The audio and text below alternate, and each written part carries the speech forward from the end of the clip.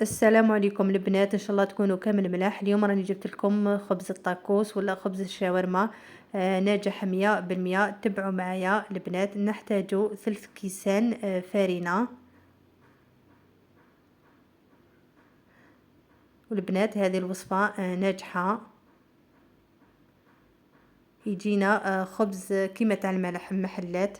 4 مغارف زيت كبار. 4 مغارف.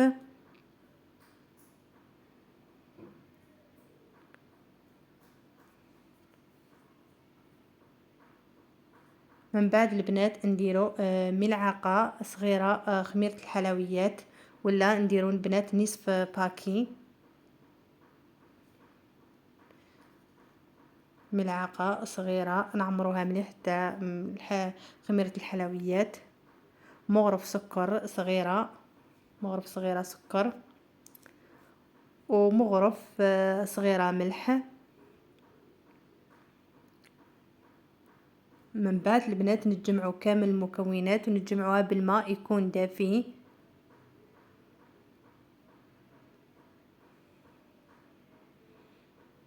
من بعد البنات ما نتجمعوها ندلكوها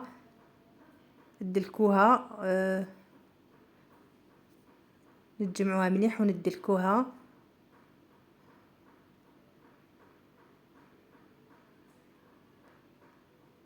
كما راكم تشوفوا.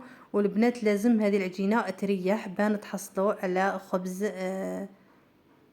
يجينا خبز طري ويجينا كيما تاع المحلات. لازم يريح. شوفوا البنات هنايا بعد ما ندلكوها ونخلوها طريه البنات. كي ندلكوها ترجع ما تتلاصقش وترجع طريه البنات. تخلوها تماك تريح.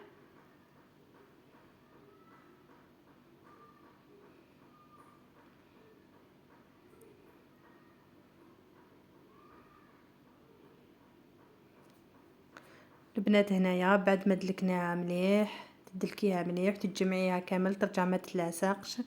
شوفوا البنات كيفاه تجي العجينه طريه. هنا نخلوها تريح. هنا تريح للمره الاولى. خلوها تريح.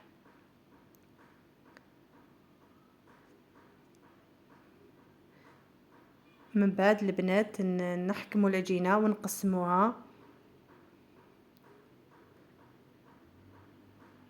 على حساب ما انتي تحبي الخبز. الا حبيتيه صغير قسمناه هنا على 2 وكل قسم نقسموه على 3. انايا هنايا جاني 7 قطع البنات ماشي 6 قطع. كاين اللي جاوني كبار نقصت منهم. شوفوا البنات كيف تخدموها وتخلوها تريح. كيف تخدموا العجينه وتخلوها تريح.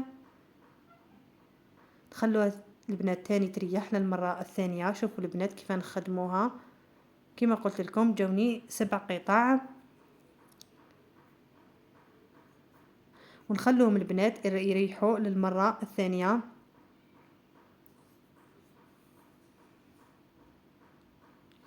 من بعد البنات من بعد ما ريحت العجينه نجو نفتحوا نفتحوا العجينه تاعنا.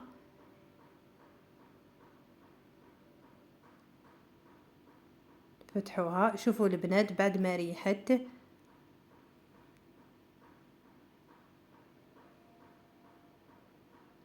البنات هذا الخبز ناجح. والسر تاعو تخلي العجينه تريح.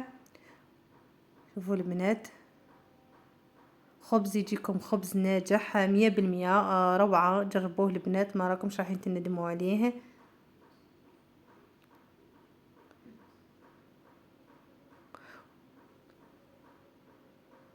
هنا البنات تحليها عادي تتحل معاك بعد ما ريحت العجينه المره الثانيه تتحل معاك بكل سهوله. شوفوا البنات هنايا بعد ما فتحناها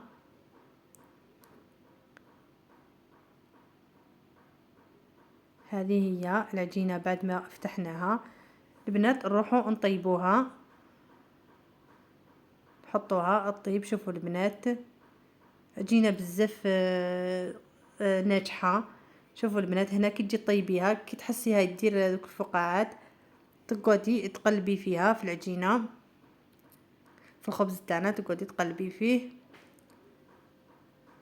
شوفوا البنات، وما تخلوش البنات يحمر بزاف، غير تحسوا باللي طاب تنحيها، تقعدي غير تقلبي فيها. وكما قلت لكم البنات ما تخلوش يحمر بزاف وما تخلوش يبس،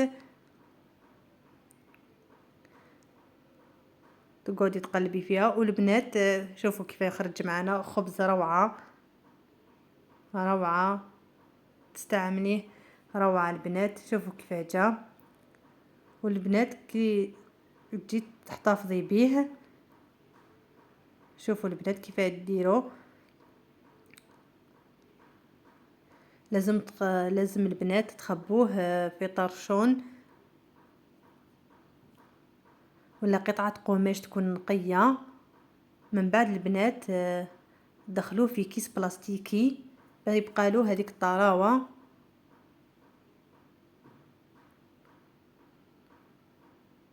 البنات ان شاء الله يكون عجبكم الفيديو، وشكرا.